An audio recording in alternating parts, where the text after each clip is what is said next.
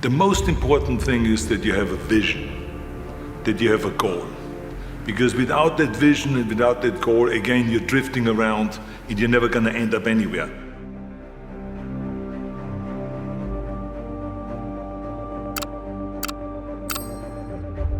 People don't become successful just by accident. You know, I mean, maybe the guy that found gold in California and started the gold rush, but don't count on that. That's the one in a lifetime kind of a situation. So you got to really have a specific goal. And to me, to have that vision that I want to be Mr. Universe, that I want to be the greatest bodybuilder of all time, that was a great vision, and that specifically to look like Reg Park and to be up there on that stage and to lift the trophy overhead and to win the championship over and over and over again. So that was a great goal. You have to have a goal. Now, it doesn't have to be that specific goal, but it has to have some goal. This is why I always recommend to people, sit down, take your time, and start thinking about, why do you want to work out? What is your goal? And then it can be as crazy as it is. It could be, I want to impress girls. If that's your goal, so be it, but it motivates you. It could be that you're emulating a certain, bodybuilder or a certain football player, a certain boxer, whatever it is. Have those pictures put all over the wall like I did when I was a kid. I put pictures of Reg Park and of Sonny Liston, of boxers and of Ali and of powerlifters and weightlifters all over my bedroom, wall. So that every day when I go to sleep, every day when I wake up, I look at those pictures and they motivate me. You need that motivation, and then therefore you have this kind of imprint in front of you all the time, and you know exactly what you're chasing. This is why I always smiled when I was in the gym. People always came up to me and says, why are you smiling? You're working out 5 hours a day. You're doing the same as the other guys, but the other guys have a sour face. They're pissed off that they have to do another rep or another set or something. I looked forward to another 1,000 reps of sit-ups. I looked forward to another 500 pounds of leg press or squat. I looked forward to doing more and more curls until my arms fall off. Why? Because I knew that every rep that I did and every set that I did and more weights that I lifted, I get one step closer to turning that vision into reality. So I was turned on by that. I was excited. I couldn't wait to get to the gym.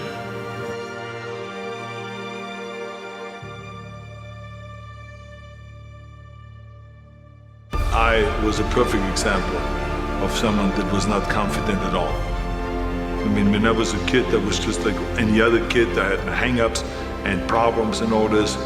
But when I joined the weightlifting club and I won my first little trophy because I did the best clean and jerk, and then we went to another meet and I won another little trophy, I started feeling like somebody. I started feeling like when I lifted the weight, pound, put it over my head, this weight, I saw the people, this 100 people that were in a beer hall. Usually those weightlifting meets were in a beer hall. They were getting up and they were screaming because I was the 16-year-old kid. I was the youngest on that weightlifting team. And so they were cheering me on because I was this young kid that was performing well. So I was getting little trophies and then bigger trophies. And all of a sudden I started really feeling like, wow, I'm somebody and I can lift this weight and I actually can be a pretty good weightlifter. But actually, everyone is saying that, Arnold, you're gaining so much weight and so much mass. I mean, you're gonna go far, I'm telling you. You could win the Austrian Championship in no time, and you could win the European Championship. I hope you're taking it seriously and all this. So I said to myself, wow, if everyone says that, I feel really good. So I started gaining confidence. So that's how it was. Then all of a sudden I won the Junior Mr. Europe, and then I won the Mr. Europe, and then second Mr. Universe. So by that time, now I was 19 years old. I had over 20-inch arms. Everyone in London, when I arrived at the Mr. Universe contest, and I was 19 years old, they were standing outside the hotel and saying, oh, here he is. This is the guy. So how can you not feel special? So, of course, not everyone is gonna have this kind of a situation, but the bottom line is, everyone can use the same method, because I used it in politics, I used it in making money, I used it in everything that I've done in the movie business. When you have one little victory, you do one little movie. I remember when I did with Lucille Ball, Happy Anniversary and Goodbye.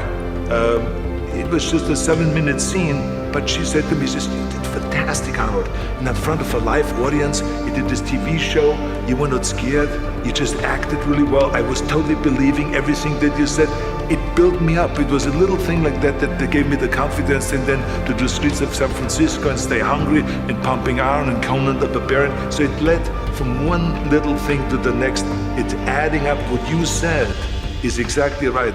Little victories add up, and that is what gives you then ultimately confidence. I tell you another example just quickly, because it's something totally different. Public speaking. I would have been scared to do what Reg Park did. He always, after he posed, he went to the microphone and says, "Ladies and gentlemen, thank you very much for this great applause. It's wonderful to be back in Leeds, England. It's my hometown, blah, blah, blah." And he kept on going on for 15 minutes.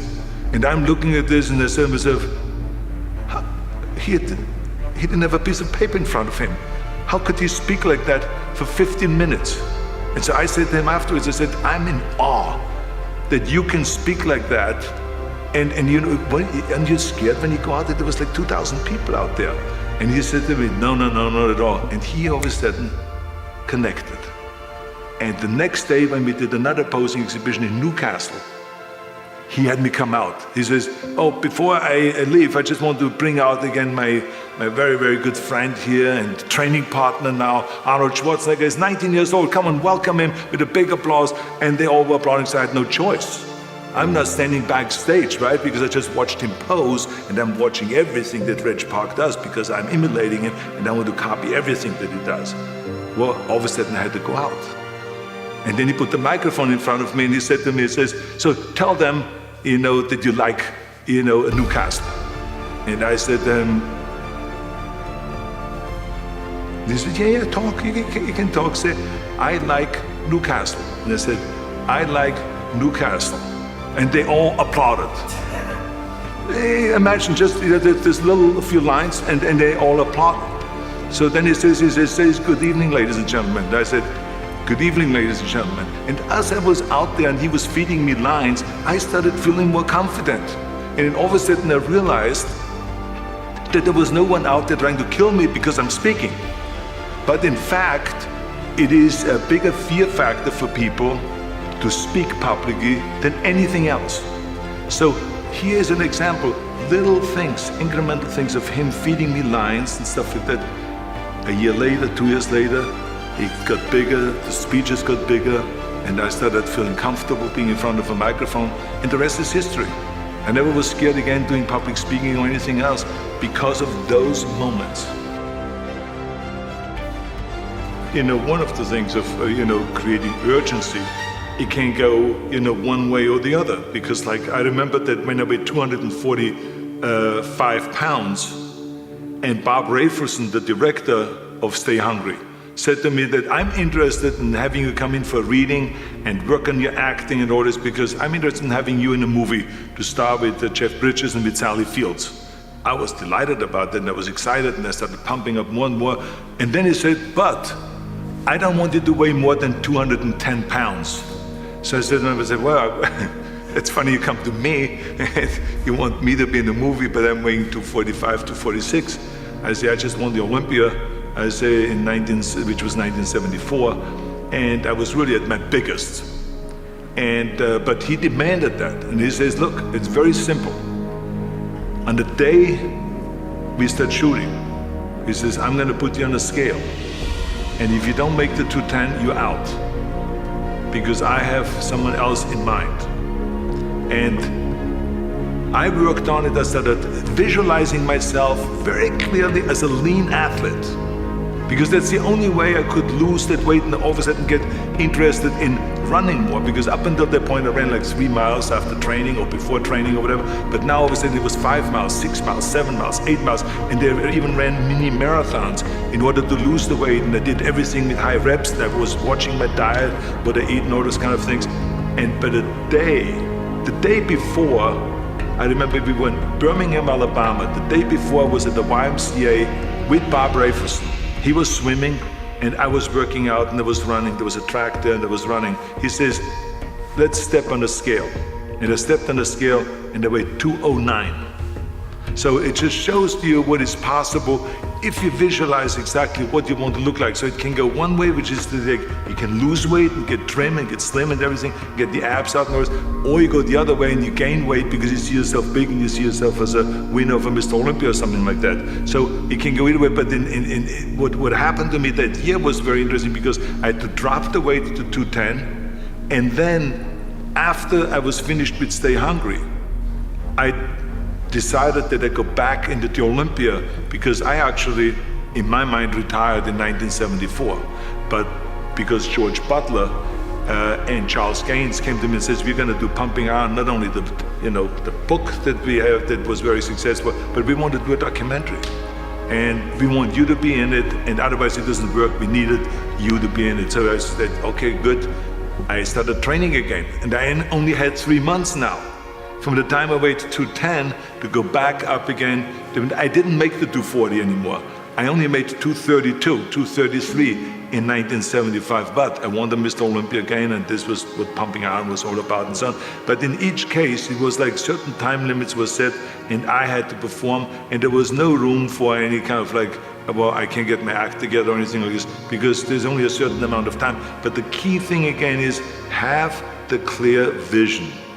Have the specific goal of what you want to accomplish, because then you never go to the gym and you say, today I feel down a little bit, I don't know what it is all about, I don't know my life, I'm confused. No, everyone has a problem with time. But the day has 24 hours and we sleep 6. Now I know there's some out there that say, whoa, I need 8. Well, I say just sleep a little faster. Because the bottom line is we have 6 hours of sleep, 24 hours are available, so you have 18 hours now available to your work, your family, your hobbies, and also to learn something new or to do something new, which could easily be that you want to learn a new language, or that you want to read as a New Year's resolution, I have to read a book every week, or you say, I'm gonna go and reshape my body. So you're gonna go and take this hour out of your schedule and say, I'm gonna train an hour every day. So this is for most people a huge challenge, but it is totally doable, I can tell them, because the kind of things that I did when I came to this country, I mean, I went to school, I was working in construction, I was working out my 5 hours a day, I was taking acting classes from 8 o'clock at night to 12 midnight, I was doing all of those things. I wanted to make sure that out of the 24 hours of the day, that I don't waste one single hour. Those hours were too precious. And so there I just want to tell people, don't give me this thing, I have a difficult time with the time and I don't have time for this and I don't have that. You have time, you make the time.